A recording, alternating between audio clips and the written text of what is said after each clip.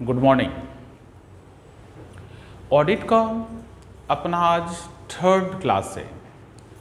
जो first chapter अपना चल रहा था concepts, need and purpose of audit, उसका आज थर्ड क्लास है। आज आपके साथ हम बात करने वाले हैं एरर्स एंड फ्रॉड्स के बारे में।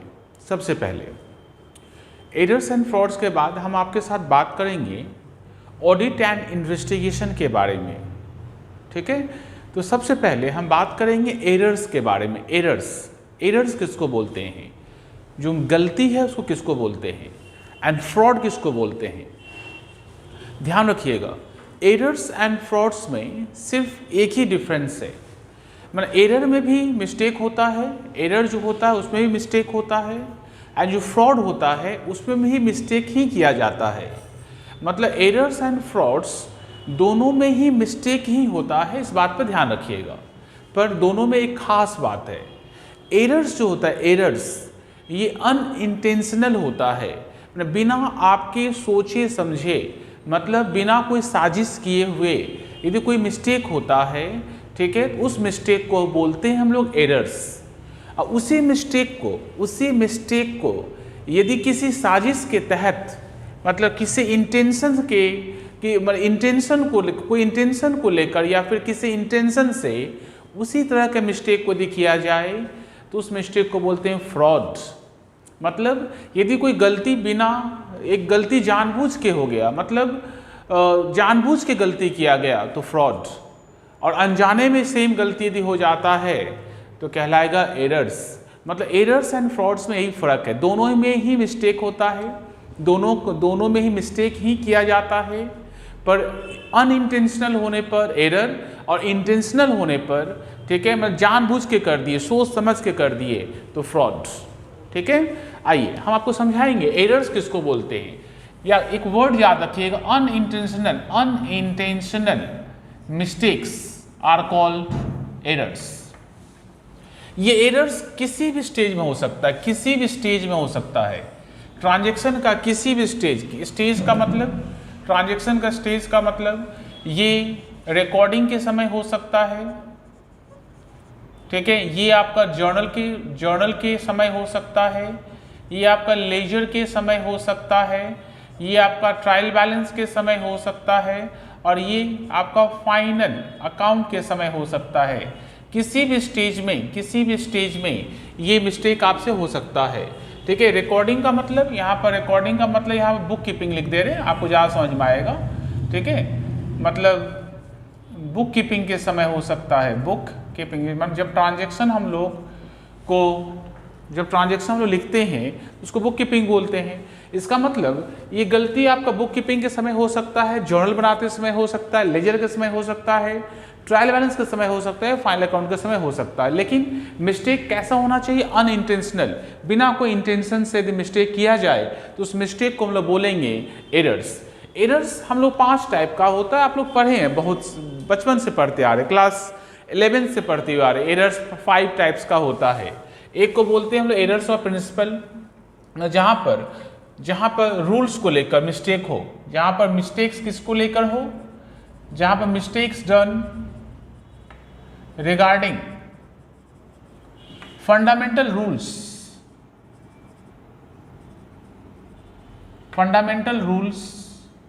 Of accounting. मतलब अकाउंटिंग के जो फंडामेंटल रूल्स है, मतलब real account, personal account, nominal account, इनके क्लासिफिकेशन में यदि कभी कोई मिस्टेक हो जाए तो कहलाता है error of principle. Error of commission मतलब रॉन्ग अमाउंट लिखना, रॉन्ग अमाउंट आप लिख लीजिए, रॉन्ग अकाउंट में लिख लीजिए, रॉन्ग साइड में लिख लीजिए, wrong side of an account में यदि एंट्री लिखते हैं तो कहलाएगा आपका एरर ऑफ कमीशन। मतलब गलत अमाउंट लिखिए, गलत अकाउंट में लिखिए, एंड किसी अकाउंट की गलत साइड में यदि आप लिखते हैं, रॉन्ग साइड में, किसी भी अकाउंट की रॉन्ग साइड में लिखा जाए तो कहलाएगा आपका error of commission. Compensating error मतलब 2 एरर है, एक एरर दूसरे एरर को बैलेंस कर देगा, एक गलती दूसरे गलती को बैलेंस कर देगा। मतलब 1 एरर ये कब होगा, जब आपका 1 एरर balances the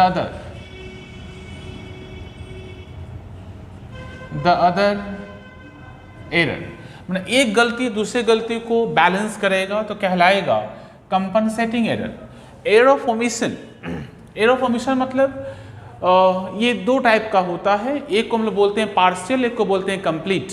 पार्शियल का मतलब उसका जर्नल ही नहीं पास हुआ, मतलब किसी ट्रांजेक्शन का यदि जर्नल ही ना पास किया जाए, ठीक है, जर्नल कोई ट्रांजेक्शन है जो जिसका जर्नल ही पास नहीं हुआ, ठीक है, इसका जर्नल पास नहीं हुआ तो उसका लेजर भी रिकॉर्ड नहीं होगा, ठीक है, उसका ट्रायल बैलेंस भी नहीं आएगा, वो कहलाएगा आपका कंप्लीट ओमिशन, ठीक है। एंड पार्शियल मतलब जहाँ पर एक जर्नल तो लिखा हुआ है पर एक जर्नल का पोस्टिंग दो अकाउंट में होना चाहिए, आप एक अकाउंट में पोस्टिंग किए पर दूसरे अकाउंट में मिस कर गए, ठीक है, तो कहलाएगा आपका पार्शियल, ठीक है। इसका मतलब एरर ऑफ ओमिशन दो टाइप का है, एक कंप्लीट जहाँ पर जर्नल ही मिस हो जाए या ट्रांजेक्शन रिकॉर्ड ही ना हो, ठीक है, वो कहलाएगा आपका एरर ऑफ कंप्लीट ओमिशन।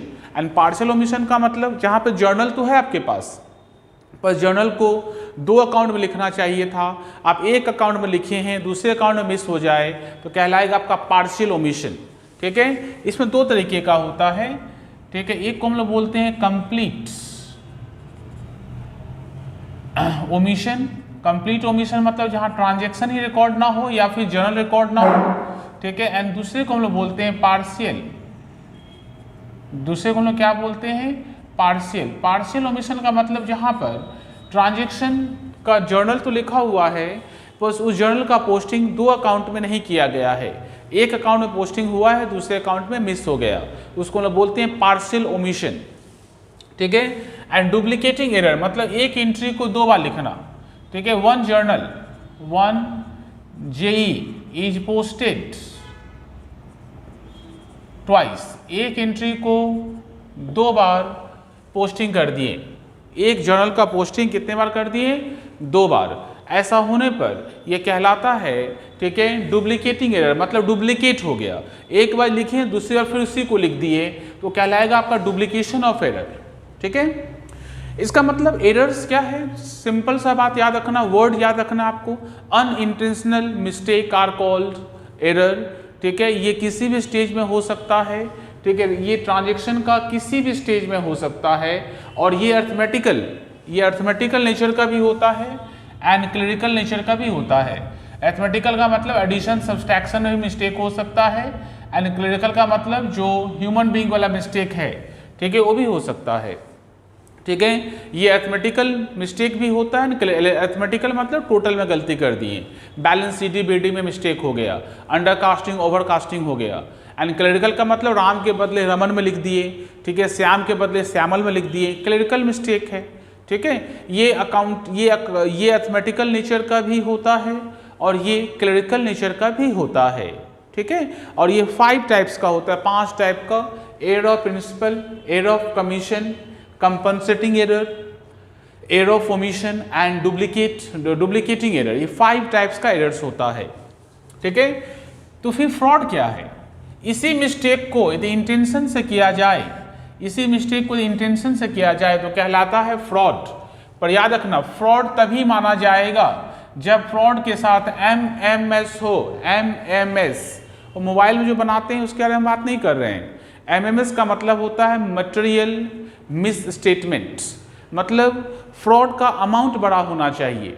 मान लीजिए 100 रुपये का यदि फ्रॉड होता है, 100 रुपीज़ का, एक मान लीजिए हम जानबूझ के 100 रुपीज़ का अमाउंट एक्स्ट्रा लिखवा दिए या 100 रुपीज़ का अमाउंट का हम हेर फेर कर दिए, ठीक है, तो उसको फ्रॉड नहीं बोला जाएगा, ठीक है। वो फ्रॉड है फिर भी वो फ्रॉड नहीं कहलाएगा क्योंकि उसका अमाउंट क्या है, बहुत छोटा है।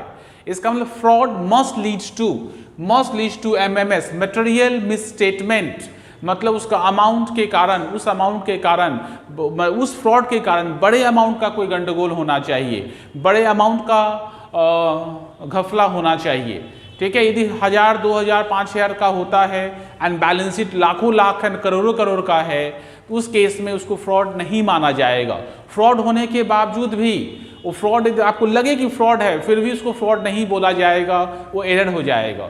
मतलब मटेरियल मिस स्टेटमेंट होना चाहिए। मटेरियल मिस स्टेटमेंट का मतलब उसका अमाउंट आपके trading PL and balance sheet के कंपैरिजन में काफ़ी बड़ा होना चाहिए। ठीक है, जब काफ़ी बड़ा अमाउंट होगा तो ही उसको फ्रॉड बोलेंगे। अमाउंट यदि छोटा नेग्लिजिबल अमाउंट हो या छोटा अमाउंट का हो तो उसको फ्रॉड नहीं बोला जाएगा। इसका मतलब फ्रॉड इंटेंशन से तो होता ही, मिस्टेक ही है, लेकिन इंटेंशन वाला होना चाहिए और इस फ्रॉड के कारण एमएमएस होना चाहिए, मटेरियल मिस स्टेटमेंट होना चाहिए, तभी उसको फ्रॉड बोला जाएगा। और फ्रॉड तब तक नहीं हो सकता है जब तक मैनेजमेंट उसमें इन्वॉल्व ना हो। मतलब बिना ऊपर वाले लेवल के लोगों के बिना, ऊपर में जो लोग बैठे हैं उनके बिना आप फ्रॉड नहीं कर सकते हैं। आप मान लीजिए एक तुच्छा सा आप स्टाफ हैं, एक छोटा सा काम करते हैं, एक अकाउंट्स लिखते हैं, तो आपका मजाल नहीं है कि आप फ्रॉड कर पाइएगा। ठीक है, आप गलती कर पाइएगा, फ्रॉड नहीं। तो फ्रॉड कौन करेगा या कब होगा? फ्रॉड तभी होगा जब ऊपर वाले लोग का हाथ आपके सर पे हो, ऊपर वाले लोग आपको बोले बेटा फ्रॉड कर, हम तो हैं, ठीक है, इस चीज़ को ऐसे लिख, कुछ तुमको भी देंगे कुछ हम भी रखेंगे। ठीक है, जब तक ऊपर वाले लोग मतलब टॉप मैनेजमेंट में बैठे हुए लोग, जब उनका हाथ जब तक आपके सर पे नहीं रहेगा तब तक आपका मजाल नहीं है कि आप फ्रॉड कर सकते हैं, आप एरर कर सकते हैं, फ्रॉड नहीं। ठीक है, एग्जाम्पल हम दिए फ्रॉड का, जैसे recovery of bad debts recovered हुआ, आपको लिखने मना कर दिया, पैसा चंपत। एक डेटर से बैड डेट्स रिकवर्ड हुआ, मान लीजिए 2 लाख रुपए का। ठीक है, जो मैनेजमेंट वाले लोग था वो अपने अकाउंटेंट को बोल दिया इस एंट्री को मत लिखो, 2 लाख रुपए आया, लो 10,000 तुम रखो, 1,90,000 हम रखते हैं, चलो आगे जाने दो। इसका मतलब इसको वो क्या बोलेंगे, इसको हम लोग बोलेंगे फ्रॉड, क्योंकि यहाँ पर अमाउंट बड़ा है, 2 लाख रुपया का है। ठीक है, एंड एक्सपेंसेस, ऐसा कोई एक्सपेंस है जो कभी हुआ नहीं, नेवर हैपेंड, लेकिन उसका एंट्री आपको लिखने बोला जा रहा है, आप लिख रहे हैं। ठीक है, तो कहलाएगा क्या? फ्रॉड। इसका मतलब फ्रॉड का मतलब मिस्टेक जो इंटेंशन से किया जाए और उस मिस्टेक का एमएमएस होना जरूरी है, याद रखना। मतलब उसका उस मिस्टेक का इम्पैक्ट बड़े अमाउंट का होना चाहिए, 100, 200, 500, 50 रुपया, 100 रुपया, 200 रुपया, 1000, 2000 का हेर फेर होता है तो फ्रॉड नहीं कहलाएगा। ठीक है, फ्रॉड को हम लोग 4 पार्ट में क्लासिफाई करते हैं। एक को बोलते हैं मिसयूज ऑफ एसेट्स, माने जो बिजनेस का एसेट है उसका मिसयूज करिए आप। कैसे मिसयूज कर सकते हैं? क्योंकि कंपनी हर एक पॉइंट पर, ठीक है, आपके साथ तो खड़ा नहीं रहेगा, हर एक पॉइंट पर कंपनी हर एक चीज़ को देख नहीं पाएगा। इसका मतलब बिजनेस का जो एसेट है उसको कोई ऑफिसर, ठीक है, उसका मिसयूज कर सकता है, मतलब उसको भाड़े में लगाकर पैसा अपने पास रख सकता है। भाड़े में लगाकर, जैसे मान लीजिए कंपनी का एक गेस्ट हाउस है, ठीक है, गेस्ट हाउस है तो कंपनी का डायरेक्टर क्या रोज उस गेस्ट हाउस को जाके चेक करेगा क्या कि उसमें आदमी रहता है या नहीं रहता है? उस डायरेक्टर के बारे में या एमडी या डायरेक्टर या चेयरमैन की बस के बाहर की बात है कि सभी गेस्ट हाउस को चेक करेगा। कंपनी का एक ऑफिसर जिसको हम गेस्ट हाउस को देख रेख करने के लिए बोले हैं, ठीक है, वो क्या करता है, 10 आदमी को गेस्ट हाउस में ठहराता है और उससे जो पैसा आता है वो अपने पॉकेट में रख लेता है। ठीक है, इसका मतलब यहाँ पर एसेट मिसयूज हुआ। एसेट मिसयूज करने को ही फ्रॉड बोलते हैं। ठीक है, मिसयूज ऑफ एसेट ये कौन करेगा? By the officer of the company. Miss appropriation of cash, मतलब कैश आया और उसका घपला कर दिए। जैसे कैश सेल्स हुआ, आप लिखे ही नहीं, कैश सेल्स हुआ, एंट्री होना चाहिए कैश टू सेल्स, एंट्री नहीं लिखा गया, सेल्स हो गया, ये पैसा लेकर मिसयूज हो गया, मतलब उस पैसे का मिस एप्रोप्रिएशन कर लिया गया, फ्रॉड कहलाएगा। मिस एप्रोप्रिएशन ऑफ गुड्स, मतलब आप क्या करते हैं, गोडाउन से गुड्स को बेच देते हैं। गुड्स को चुपचाप सुबह जाते हैं 5 बजे, गोडाउन खुलवाते हैं। आप तो ऑफिसर हैं, आपके बोलने से तो स्टोर कीपर खोलेगा, और खोलने के बाद आप क्या करते हैं, 1,00,000 2 लाख का गुड्स गोडाउन से बेच दिए, उसका बुक्स ऑफ अकाउंट्स पे कहीं रिकॉर्ड नहीं है। इसका मतलब उसको बोला जाएगा मिस एप्रोप्रिएशन ऑफ गुड्स। मतलब जहाँ पे गुड्स का सेल तो हो गया पर उस सेल को रिकॉर्ड आप बुक्स ऑफ अकाउंट्स में नहीं लिखे, या फिर इलीगल तरीके में से गुड्स को आप सेल कर दिए, गुड्स का आप क्या कर दिए, सेल कर दिए, गुड्स किसी और को बेच दिए कम पैसे में। ठीक है, उसको भी बोला जाता है मिस एप्रोप्रिएशन ऑफ गुड्स। ठीक है, ये भी फ्रॉड है। And manipulation of accounts, accounts का मैनिपुलेशन भी कर सकते हैं। इनकम को कम दिखाइए, एक्सपेंस को बढ़ा दीजिए, ठीक है। तो अकाउंट्स का मैनिपुलेशन, फिगर्स को अल्टर कर लीजिए, ठीक है, इनकम का अमाउंट को कम करके एक्सपेंस का अमाउंट को बढ़ा दीजिए, तो प्रॉफिट आपका क्या होगा, मैनिपुलेटेड हो जाएगा। ये तरीका, 4 तरीके से हम लोग फ्रॉड करते हैं। फिर समझाएंगे। पहला misuse of assets. Misuse of assets का मतलब एसेट का मिसयूज करना। एसेट कैसे मिसयूज कर सकते हैं आप, कर सकते हैं, जैसे आपको एग्जांपल दिए हम कि कंपनी का जो एसेट्स है, कंपनी का जो गेस्ट हाउस है, कंपनी का जो प्लांट मशीनरी है, जो आइडल है, आइडल मतलब बेकार पड़ा हुआ है, कंपनी उसको यूज नहीं करता है, उसको यदि आप भाड़े में लगाकर, उसको रेंट में लगाकर यदि वहाँ से पैसा आप अर्न करते हैं और वो पैसा कंपनी को ना देकर आप अपने पॉकेट में रखते हैं, तो कहलाएगा misuse of assets. Misuse, misappropriation of cash, में कैश में गबन करना, कैश में घपला करना। ये कैसे कर सकते हैं, कैश आया लिखो मत, या फिर कैश गया नहीं पर लिखवा दिए, कैश आया पर लिखने मना कर दिए, जैसे कैश सेल्स, ठीक है। तो कैश आया पर हम आपको लिखने मना कर दिए, वो पैसा गबन हो गया, पैसा घपला हो गया। या कोई ऐसा एक्सपेंस जो एक्सपेंस है ही नहीं पर हम आपको बोले एक्सपेंस दिखा दो, आप एक्सपेंस दिखा दिए, वो पैसा लेके पॉकेट में, इसका मतलब misappropriation of cash. Misappropriation of goods मतलब गोडाउन से ही गुड्स हम चंपत कर दिए, गुड्स गोडाउन में आया, ठीक है, शोरूम में जाने से पहले गुड्स वहाँ से, मान लीजिए गोडाउन में जो गुड्स आया तो 1-2 पीस थोड़ी ना आता है, बड़े कंपनी का खेला है, 1,00,000-2 लाख पीस आया, हम 20 पीस, 50 पीस, 100 पीस हम बेच दिए चुपचाप, ठीक है। और स्टॉक में शो कर रहा है, स्टॉक का रजिस्टर में शो कर रहा है ये स्टॉक है, पर जब फिजिकली देखने जाइएगा तो स्टॉक आपको दिखेगा नहीं। इसका मतलब स्टॉक है नहीं पर स्टॉक रजिस्टर में दिख रहा है, पर वो स्टॉक बेचकर जो कंपनी का ऑफिसर है वो पैसा खा चुका है। एंड मैनिपुलेशन ऑफ अकाउंट्स मतलब बिजनेस का जो अकाउंट्स है उसमें हेर फेर कर दीजिए, उसमें क्या करिए आप, उसमें हेर फेर करिए, इनकम को कम दिखाइए, एक्सपेंस को ज़्यादा दिखाइए, तो प्रॉफिट के ऊपर इफेक्ट पड़ेगा, ठीक है। उससे भी अकाउंट्स का मैनिपुलेशन, उससे भी आप फ्रॉड कर सकते हैं, ठीक है। इसका एरर्स एंड फ्रॉड दोनों सेम एक ही जैसा आपको लगेगा, ठीक है, लेकिन इसमें अनइंटेंशन है पर इसमें इंटेंशन होना चाहिए, और इसका क्लासिफिकेशन कुछ अलग है। Misuse of asset, misappropriation of cash, misappropriation of goods and manipulation of accounts, ठीक है। आइए समझेंगे दोनों में डिफरेंस क्या है, पॉइंट नंबर 14 में समझेंगे हम लोग। अब हम लोग समझेंगे कि एरर्स एंड फ्रॉड्स में, एरर एंड फ्रॉड में डिफरेंस क्या है। हम आपको तब से समझा रहे थे एरर क्या है, फ्रॉड क्या है, डिफरेंस भी हम आपको बताए थे। अब हम लोग समझेंगे एरर्स एंड फ्रॉड्स में डिफरेंस क्या है। तो ध्यान रखना, एरर्स हमेशा अनइंटेंशन वाला होना चाहिए, ठीक है, तो ही ये एरर्स में क्लासिफाई करेंगे। और इसी चीज़ को यदि इंटेंशन से किया जाए, इंटेंशन से, तो फ्रॉड में आ जाएगा, ठीक है।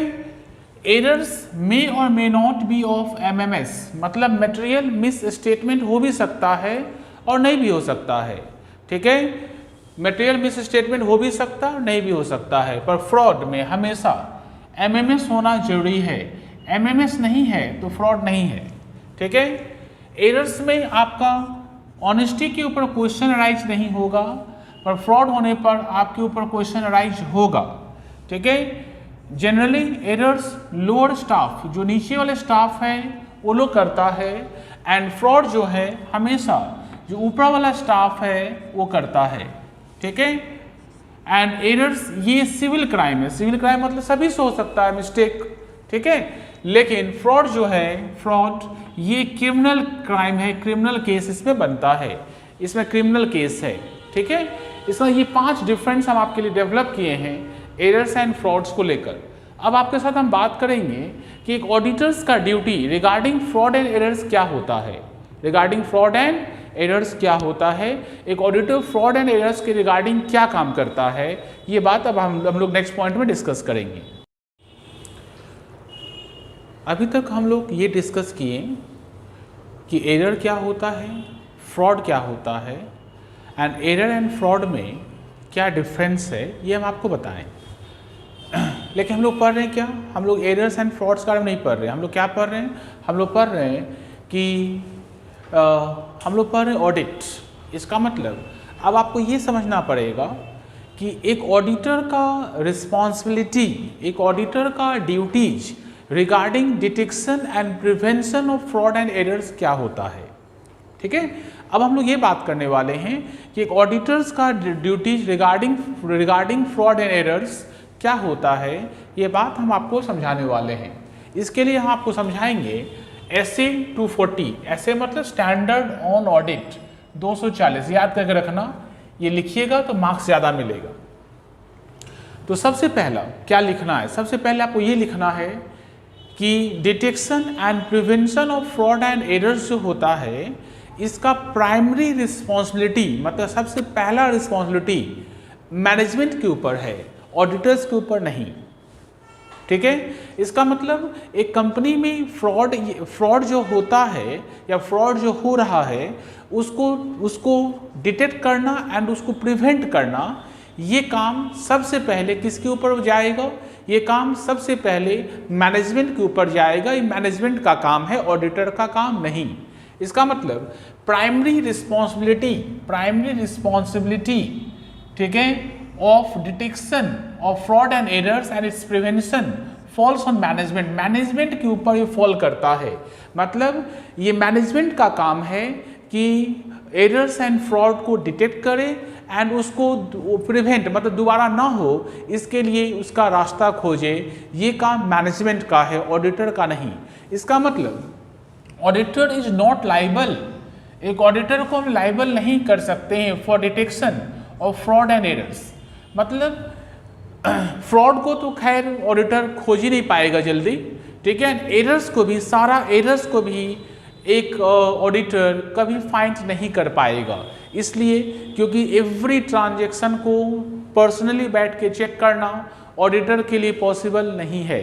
इसका मतलब एक ऑडिटर के लिए भी, एक ऑडिटर भी लाइबल नहीं होगा for detection and prevention of fraud and errors provided बशर्ते he followed all basic principles of audit. मतलब ऑडिट करने का जितना भी बेसिक्स रूल्स है, जो बेसिक प्रिंसिपल हम लोग पढ़े थे, एक ऑडिट करने का जितना भी बेसिक रूल्स है, उस सारे रूल्स को यदि एक ऑडिटर फॉलो करता है, ठीक है, एंड फॉलो करने के बावजूद भी यदि वो फ्रॉड एंड एरर्स को फाइंड नहीं कर पाता है, तो ध्यान रखना ऑडिटर इसके लिए रिस्पॉन्सिबल नहीं है। मतलब आपके बुक्स ऑफ अकाउंट्स में कोई एरर रह गया या आपके बिजनेस में कोई फ्रॉड हुआ, इस फ्रॉड को ऑडिटर फाइंड नहीं कर पाया। इस फ्रॉड को कौन फाइंड नहीं कर पाया? ऑडिटर फाइंड नहीं कर पाया। तो इसके लिए हम ऑडिटर के ऊपर कोई लायबिलिटी नहीं हम लोग डाल सकते हैं जब तक ये ना प्रूफ हो जाए कि वो बेसिक प्रिंसिपल ऑफ अकाउंटिंग को फॉलो नहीं, ऑडिटिंग को फॉलो नहीं किया। मतलब आपको लगे कि ऑडिटर अपना काम करने में लापरवाही किया है, ऑडिटर की लापरवाही के कारण ये फ्रॉड एंड एरर्स हुआ है, इन सच केस ओनली हम लोग ऑडिटर को गिल्टी मान सकते हैं। अदरवाइज जब तक auditor basic principle of audit को फॉलो करता है, एक ऑडिट करने का जो रूल्स है उस रूल्स को फॉलो करता है, ठीक है, तब तक हम लोग ऑडिटर को कभी भी detection and prevention of fraud and errors के लिए लाइबल नहीं मान सकते हैं। मतलब फ्रॉड यदि उसको दिखेगा तो बता देगा, एरर्स आपको उसको दिखेगा तो बता देगा, रोकने का काम मैनेजमेंट के ऊपर है, उसके ऊपर नहीं, ठीक है। लेकिन अब हम लोग बात करें, इसका मतलब ये समझा दिए हम आपको पहले कि फ्रॉड एंड एरर्स को डिटेक्ट करना एंड उसको प्रिवेंट करने का काम किसका है? ये काम मैनेजमेंट का है, ऑडिटर का नहीं। ऑडिटर लाइबल नहीं होगा, तब तक लाइबल नहीं होगा जब तक वो सारा रूल्स एंड रेगुलेशन फॉलो करता रहे, ठीक है। मतलब यदि ऑडिटर सारा बेसिक प्रिंसिपल्स ऑफ ऑडिट को फॉलो कर लेता है, इसके बाद भी कोई एरर्स एंड फ्रॉड आपके बुक्स ऑफ अकाउंट्स में एग्जिस्ट करता है, तो ऑडिटर उसके लिए लाइबल नहीं होगा, ठीक है। इसका मतलब हम लोग तो ये बता दिए आपको कि फ्रॉड एंड एरर्स को डिटेक्ट एंड प्रिवेंट करने का बर्डन किसके ऊपर है? ऑडिटर, मैनेजमेंट के ऊपर है, ऑडिटर के ऊपर नहीं है। पर अब देखिए, एक ऑडिटर को हम लोग क्यों बुलाए हैं? एक ऑडिटर को हम लोग बुलाए हैं क्यों? इसको बुलाए हैं for examining books of accounts. Books of accounts को एग्जामिन करेगा, एग्जामिन करने के बाद वो ये लिखेगा रिपोर्ट में कि जो फिनेंशियल स्टेटमेंट है वो ट्रू एंड फेयर है। अच्छा, ट्रू एंड फेयर मतलब फाइनेंशियल स्टेटमेंट में सब कुछ सही है। अच्छा, एक फिनेंशियल स्टेटमेंट को ट्रू एंड फेयर कब बोला जा सकता है? एक फिनेंशियल स्टेटमेंट को ट्रू एंड फेयर तो तभी बोला जा सकता है जब उसके अंदर कोई एरर एंड फ्रॉड ना हो, कोई एरर एंड फ्रॉड ना हो। इसका मतलब ऑडिटर डायरेक्टली रिलेटेड नहीं है, पर इनडायरेक्टली ऑडिटर के ऊपर बर्डन आएगा। ठीक है, इनडायरेक्टली ऑडिटर के ऊपर बर्डन आएगा। ऑडिटर अपना पल्ला ये बोल के नहीं झाड़ सकता है कि नहीं नहीं ये काम मेरा नहीं है, ये काम मैनेजमेंट का है, ये बोल के ऑडिटर नहीं बच सकता है। क्यों नहीं बच सकता है? क्योंकि वो जो फिनेंशियल रिपोर्ट लिखेगा, वो जो आपका रिपोर्ट लिखेगा, जिस रिपोर्ट में उसको लिखना है कि financial statement true and fair है, ये तो तब तक वो नहीं लिख सकता है ना जब तक उसका books of accounts error free ना हो, books of accounts fraud free ना हो, तब तक वो नहीं लिख सकता है। इसका मतलब ऑडिटर जब बुक्स ऑफ अकाउंट्स को एग्जामिन करेगा तो वो भी अपने दिमाग में इस बात को रखेगा कि ऐसा कौन सा बात है, ऐसा कौन सा बात है जिससे फ्रॉड रिस्क फैक्टर अराइज होगा, ऐसा कौन सा बात है जिससे क्या अराइज होगा? Fraud risk factor. मतलब ऐसा कोई ट्रांजैक्शन उसको दिखा या ऐसा कोई बात दिखा जिससे उसको ये पता चले कि फ्रॉड हो सकता है, कि फ्रॉड हो रहा है। एंड फ्रॉड यदि एमएमएस है, मतलब मटेरियल मिसस्टेटमेंट है, बड़े अमाउंट का है, उस फ्रॉड के कारण जो फिनेंशियल स्टेटमेंट है वो उसको रॉन्ग माना जाएगा या उसका ट्रू एंड फेयर नहीं हो पाएगा, तो ऑडिटर उसके ऊपर ध्यान देगा, ऑडिटर उसको फाइंड करने का कोशिश करेगा। इसका मतलब अब हम लोग ये बात करेंगे कि ऑडिटर का duties regarding fraud and errors क्या है। ये तो आपको हम स्टार्टिंग बता दिए, मैनेजमेंट का ड्यूटी है, ऑडिटर के ऊपर डायरेक्टली फॉल नहीं करता है, पर ऑडिटर यदि अपना फिनेंशियल स्टेटमेंट को ट्रू एंड फेयर लिखता है तो ट्रू एंड फेयर तो तब तक आप नहीं लिख सकते हैं जब तक आपका एरर फ्री फ्रॉड फ्री ना हो जाए। ठीक है, इसका मतलब ऑडिटर भी ठीक है इनडायरेक्टली लायबल होगा, क्योंकि उसका फिनेंशियल स्टेटमेंट तब तक ट्रू एंड फेयर नहीं हो पाएगा जब तक उस सारा books of accounts free from और एरर्स, फ्री फ्रॉम और फ्रॉड ना हो जाए। ठीक है, इसका मतलब कौन कौन सा ऐसा बात है जिसको ऑडिटर को ध्यान रखना पड़ेगा। इसका मतलब एक auditor he is responsible for giving assurance that FS is free from MMS. मतलब यदि ऑडिटर ये बोलता है कि देखो फ्रॉड एंड एरर्स को डिटेक्ट करना एंड प्रिवेंट करना मेरा काम नहीं है, मैनेजमेंट से बात करो, तो ऑडिटर रॉन्ग हो जाएगा। क्यों रॉन्ग हो जाएगा? यहाँ पर ऑडिटर को रॉन्ग माना जाएगा। क्यों रॉन्ग माना जाएगा? इसलिए रॉन्ग माना जाएगा क्योंकि एक आप जब बुक्स ऑफ अकाउंट्स को एग्जामिन कर रहे हैं तो आपके ऊपर भी तो ये बर्डन है ना कि आप देखिए कि आपका बुक्स ऑफ अकाउंट सारा एरर फ्री है कि नहीं, सारा फ्रॉड फ्री है कि नहीं, ये आपके ऊपर ही बर्डन आएगा, मतलब ऑडिटर के ऊपर ही इनडायरेक्टली बर्डन आएगा। क्यों? क्योंकि वो जब लिखेगा कि financial statement are true and fair, तो ये स्टेटमेंट लिखने का मतलब ही होता है ठीक है कि वो सारा ट्रांजैक्शन को देखा है, सब कुछ को देखा है, उसको देखने पे लगा है कि कोई फ्रॉड एरर्स नहीं है। इसका मतलब ये स्टेटमेंट लिखने का मतलब होता है, ये स्टेटमेंट लिखने ट्रू एंड फेयर लिखने का मतलब ही होता है कि इनडायरेक्टली ऑडिटर भी ध्यान रखेगा कि बुक्स ऑफ अकाउंट्स में एरर ना हो एंड फ्रॉड ना हो। इसका वो भी अपने दिमाग में रखेगा कि बुक्स ऑफ अकाउंट्स में फ्रॉड रिस्क फैक्टर मतलब जिस फैक्टर के कारण जिस फ्रॉड के कारण रिस्क अराइज हो फैक्टर नहीं होना चाहिए, इस बात पर ऑडिटर भी ध्यान रखेगा। ठीक है। Second, in examining books of accounts he must keep in mind impact of errors and fraud having MS। मतलब उस फ्रॉड एंड एरर्स को जरूर दिमाग में रखेगा, जरूर ध्यान रखेगा जिस फ्रॉड एंड एरर्स के कारण MMS अराइज होगा, मतलब बड़े अमाउंट का कोई फ्रॉड एंड एरर्स यदि होता है तो उसको डिटेक्ट करने का काम, उसको खोज निकालने का काम ऑडिटर के ऊपर भी रहेगा। ठीक है। He must maintain attitude of professional scepticism. इससे पहले हम आपको बताए थे प्रोफेशनल स्केप्टिज्म क्या होता है। देखिए एग्जाम्पल, छोटा सा एग्जाम्पल देते हैं। ठीक है, मान लीजिए दो पेरेंट्स है, दो गार्जियन है। एक का बच्चा अकाउंट्स में 97 पाया, उसका पापा खुश, अरे मेरा बेटा 97 पाया। दूसरे का गार्जियन, उसका भी बेटा अकाउंट्स में 97 पाया, वो मार्कशीट जब देखा अपने बेटे का तो ये नहीं बोल रहा है कि 97 पाया बहुत अच्छा है, वो ये पूछ रहा है उससे कि 3 नंबर कहाँ गया, 3 नंबर कहाँ। 97 पाया उससे उसको खुशी नहीं है, 3 नंबर जो नहीं पाया उसको उसका तकलीफ है। ठीक है, इसका मतलब ऑडिटर को दूसरे वाले गार्जियन की तरह होना चाहिए।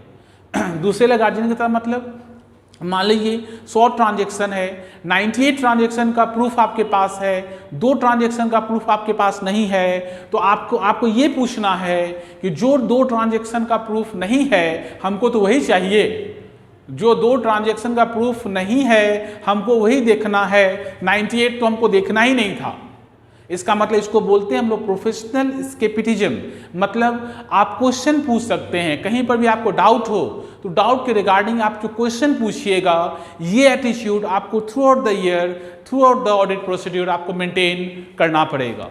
ठीक है, ऑडिटर शुड कम्युनिकेट वीकनेस, मतलब जब बुक्स ऑफ अकाउंट्स को ऑडिटर देखेगा तो यदि इंटरनल कंट्रोल सिस्टम ICS का मतलब इंटरनल कंट्रोल सिस्टम, इसके बारे में हम बात करेंगे 3rd चैप्टर में। ठीक है, उसमें कोई वीकनेस है तो मैनेजमेंट को बताएगा। ठीक है, यदि ऑडिटर को कोई लगे कि कोई MMS है, कोई फ्रॉड के कारण मतलब कुछ गंडगोल हो रहा है और गंडगोल बड़े अमाउंट का है, उस गंडगोल के कारण कोई MMS मतलब मटेरियल मिस स्टेटमेंट बड़े अमाउंट का गंडगोल है, तो उस गंडगोल के बारे में ऑडिटर मैनेजमेंट को इन्फॉर्म करेगा। ऑडिटर किसको इन्फॉर्म करेगा? मैनेजमेंट को इन्फॉर्म करेगा। ऑडिटर खुद कुछ नहीं कर सकता है, ये चीज देखा है।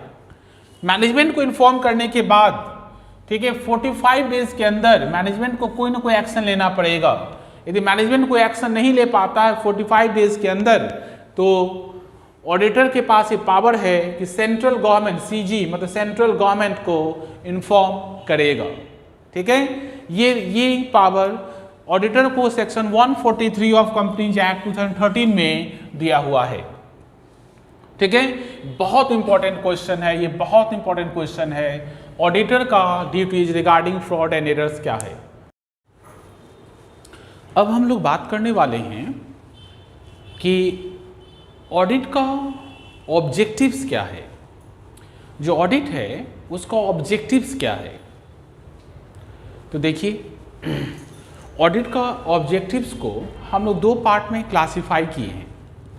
प्राइमरी ऑब्जेक्टिव मतलब ऑडिट क्यों करवाते हैं, तो to examine books of accounts को एग्जामिन करना एंड ये बताना कि financial statement free from all defects है, इसीलिए ऑडिट होता है। ऑडिट का डेफिनेशन भी देखिए, जब हम आपको बताए थे तो वहाँ पर भी इसका मीनिंग यही लिखा हुआ था कि ऑडिट का मतलब examination of books of accounts by independent person, ठीक है, to express opinion on the fairness of accounts. इसका मतलब ये इसका प्राइमरी ऑब्जेक्टिव है। यदि आपसे कभी कोई पूछे कि ऑडिट क्यों करवाता है किया जाता है, तो ये मत बताइएगा कि to detection and prevention of fraud and error, नहीं, ये ऑडिट का ऑब्जेक्टिव नहीं है। ऑडिट का ऑब्जेक्टिव है कि बुक्स ऑफ अकाउंट्स को एग्जामिन करना और ये देखना कि आपका जो फिनेंशियल स्टेटमेंट है वो फ्री फ्रॉम ऑल डिफेक्ट है, उसमें कोई डिफेक्ट नहीं है, मतलब ट्रू एंड फेयर है। एक फिनेंशियल स्टेटमेंट को ट्रू एंड फेयर तब बोलते हैं जब स्टॉक का वैल्यूएशन करेक्टली किया गया हो, stock is correctly valued, fix assets का वैल्यूएशन भी एकदम सही हो, डेप्रिसिएशन का अमाउंट सही तरीके से लिखा गया हो, कोई भी फिक्स एसेट का ओमिशन नहीं हुआ हो, किसी लायबिलिटीज़ का ओमिशन नहीं हुआ हो, ठीक है, सारा अकाउंटिंग पॉलिसी, कंपनी का जो अकाउंटिंग पॉलिसीज है, ठीक है, सारा का सारा अकाउंटिंग पॉलिसी को प्रॉपर तरीके से फॉलो किया गया हो। एंड कंपनी का कोई कंटीजेंट लायबिलिटी है, कंटीजेंट लायबिलिटी का मतलब अभी लायबिलिटीज नहीं है पर फ्यूचर में लायबिलिटीज हो सकता है, उस लायबिलिटीज को कंपनी के फुटनोट में दिखाना, बैलेंस शीट के फुटनोट में दिखाना, ये ऑडिट का प्राइमरी ऑब्जेक्टिव है। ठीक है, सेकेंडरी ऑब्जेक्टिव, प्राइमरी ऑब्जेक्टिव को पूरा करते करते ये सब बात अपने आप ही होगा। Detection of fraud and errors and prevention of fraud and errors, इसका मतलब ये प्राइमरी ऑब्जेक्टिव नहीं, ये अपने आप ही होगा यदि आप प्राइमरी ऑब्जेक्टिव को फॉलो करते हैं या प्राइमरी ऑब्जेक्टिव को पूरा करने का कोशिश करते हैं तो सेकेंडरी ऑब्जेक्टिव आपका अपने आप ही हो जाएगा। ठीक है, इसके बारे में हम लोग डिस्कस कर चुके हैं ऑलरेडी। ठीक है, प्राइमरी ऑब्जेक्टिव पूछे तो इतना ही लिखना है, फालतू मत लिखिएगा। ऑडिट में ये नहीं कि बिना मतलब का एकदम लिखते चले गए इस पेज से उस पेज, ऐसे मत लिखिए, टू द पॉइंट आंसर होगा, आंसर एकदम टू द पॉइंट होना चाहिए। यदि आपसे कोई पूछे कि प्राइमरी ऑब्जेक्टिव क्या है, तो प्राइमरी ऑब्जेक्टिव है examination of books of accounts to express the fairness, to express opinion on fairness of accounts. ठीक है, ये उसका प्राइमरी ऑब्जेक्टिव है। ये फेयरनेस के लिए हम लोग को ये पॉइंट सब कंसीडर करना पड़ता है। स्टॉक का वैल्यू सही होना चाहिए, एसेट सही होना चाहिए, डेप्रिसिएशन करेक्ट होना चाहिए, कोई भी एसेट छूट ना गया हो, कोई लायबिलिटीज ना छूट गया हो, अकाउंटिंग पॉलिसी प्रॉपर तरीके से फॉलो किया गया हो, एंड कंटीजेंट लायबिलिटी यदि है तो बैलेंस शीट के फुटनोट में उसको शो करना। ठीक है, और सेकेंडरी ऑब्जेक्टिव है detection of fraud, prevention of fraud, detection of error and prevention of error. ठीक है, अब आपके साथ हम बात करने वाले हैं ऑडिट एंड इन्वेस्टिगेशन में क्या डिफरेंस है। आइए पॉइंट नंबर 17 क्वेश्चन हम डिस्कस करने जा रहे हैं, बहुत इंपॉर्टेंट क्वेश्चन। उसका नाम है difference between audit and investigation. छपा हुआ क्वेश्चन है, आएगा ही आएगा। देखिए ऑडिट, अभी तक हम लोग पढ़ रहे थे ऑडिट क्या है, फिर समझा देंगे ऑडिट क्या है। ऑडिट का मतलब क्या बताए थे, examination of books of accounts by an independent person to express opinion on the fairness of financial statement। इसका मतलब ऑडिट क्या था कि बुक्स ऑफ अकाउंट्स को एग्जामिन करना। कौन एग्जामिन करेगा, बाय एन इंडिपेंडेंट पर्सन, जिसको चार्टर्ड अकाउंटेंट बोलते हैं। क्यों करेगा, to express his opinion on the fairness of accounts, मतलब अकाउंट्स आपका सही है कि नहीं ये देखने के लिए। ठीक है, ये देखने के लिए ऑडिट करेगा, उससे ऑडिट करवाएंगे और ये बात वो लिख कर देता है कि आपका अकाउंट्स ट्रू एंड फेयर है। इसका मतलब सारा बात सही है, उस बुक्स ऑफ अकाउंट्स पर या फिर उस फिनेंशियल स्टेटमेंट पर सभी विश्वास करेगा। तो फिर इन्वेस्टिगेशन क्या है, इन्वेस्टिगेशन का मतलब किसी भी पर्टिकुलर एरिया का यदि इन डेप्थ ऑडिट करे, किसी भी पर्टिकुलर एरिया का इन डेप्थ का मतलब एकदम बारीकी से हम लोग ऑडिट करें तो वही कहलाएगा इन्वेस्टिगेशन। मतलब इन्वेस्टिगेशन भी ऑडिट है, याद रखना, इन्वेस्टिगेशन भी ऑडिट है। पर इन्वेस्टिगेशन में पूरा बिजनेस का इन्वेस्टिगेशन नहीं होता है। इन्वेस्टिगेशन किसी एक पर्टिकुलर बात को लेकर होता है, किसी एक पर्टिकुलर चीज़ का को लेकर इन्वेस्टिगेशन होता है। जैसे फ्रॉड हुआ तो फ्रॉड हुआ तो ऑडिटर सिर्फ ये बोल सकता है कि फ्रॉड हुआ। अब फ्रॉड कैसे हुआ, कौन किया, कितने अमाउंट का हुआ, ये भी फाइंड करना हो तो हमको इन्वेस्टिगेशन करना पड़ेगा। इन्वेस्टिगेशन का मतलब छानबीन करना, उसको बोलते हैं इन्वेस्टिगेशन करना।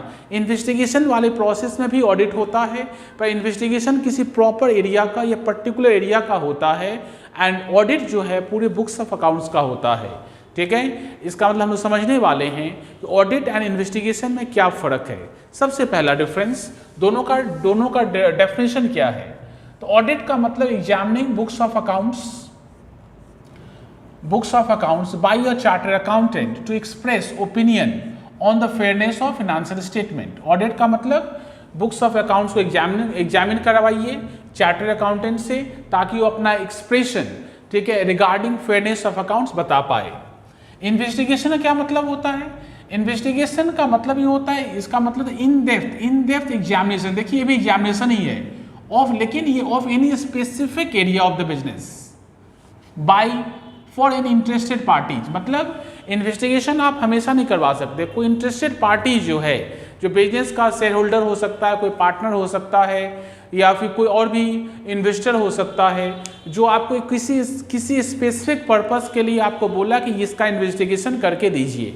इसका मतलब इन्वेस्टिगेशन में भी ऑडिट होगा, लेकिन इन डेप्थ एग्जामिनेशन होगा। इसमें हर एक चीज़ को, ठीक है, एकदम बारीकी से उसका एग्जामिन करना पड़ेगा। एग्जामिन करने के बाद इसका रिपोर्ट उस आदमी को देना पड़ेगा जो इन्वेस्टिगेशन करवाया है।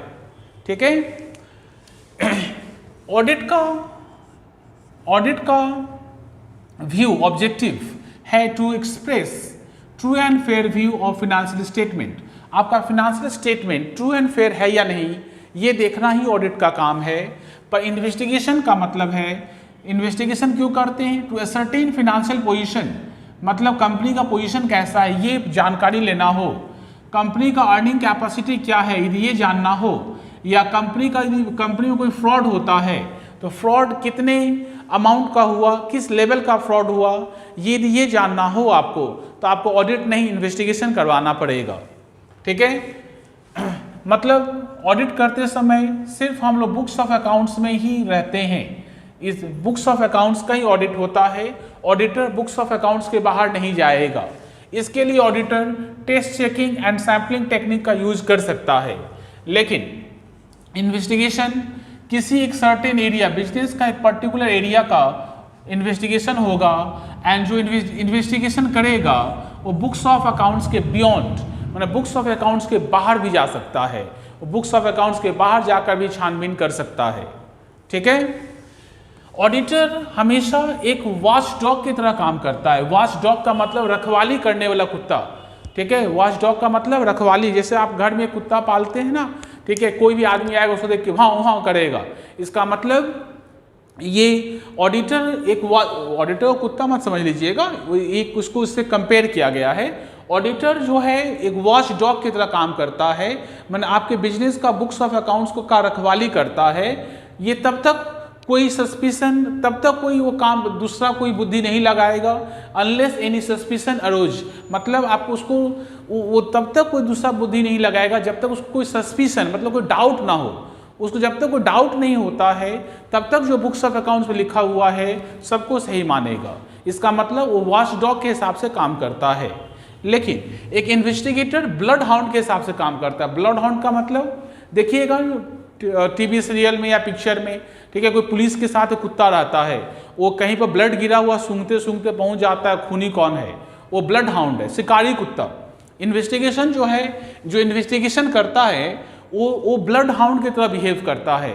वो सभी कुछ सस्पिशन में ही देखता है, सब कुछ को डाउट के हिसाब से देखेगा, सबके ऊपर डाउट करेगा तब तक जब तक प्रूव्ड अदरवाइज, मतलब जब तक कोई दूसरा पिक्चर ना आ जाए तब तक वो हर एक चीज़ को एज ए सस्पिशन देखेगा, मतलब हर चीज़ को शक के नज़र से देखेगा।